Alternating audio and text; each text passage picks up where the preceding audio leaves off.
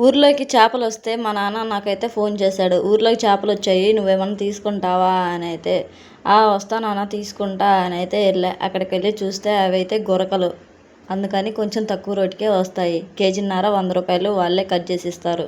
అందుకని 1 కేజీన్నర అయితే తీసుకున్నా. ఈ చేపలు పులుసు పెట్టుకొని అయితే బాగోవు, ఫ్రైకి మాత్రమే బాగుంటాయి. అందుకని నేనైతే ఫ్రై అయితే చేశా.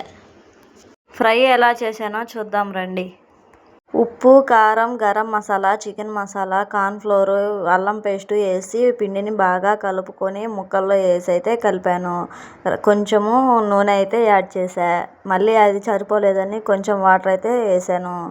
ఉప్పు ఫస్ట్‌లో వేయను మర్చిపోయా. అందుకని ఇప్పుడైతే ఇప్పుడు చూసి ఉప్పు సరిపడినంత అయితే వేసుకొని బాగా ఉప్పు అంతా ముక్కలకి కలిసేలాగా అయితే కలిపాను.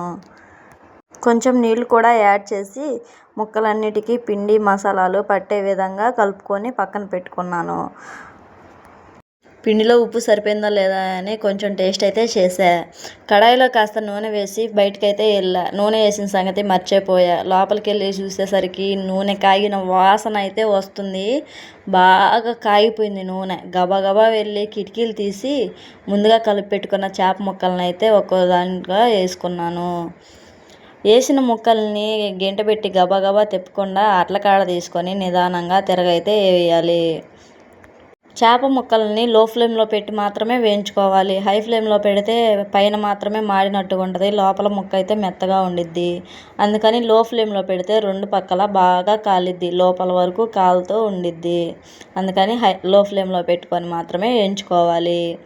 నిమ్మకాయలు పిండుకొని తింటుంటే నా నోరు చేస్తుంటేనే నోరు ఊరిపోతుంది. ఇప్పుడు వాయిస్ చెప్తున్నా కూడా నోరు ఊరిపోతుంది. Okay, bye bye. వీడియో నచ్చితే లైక్ చేయండి.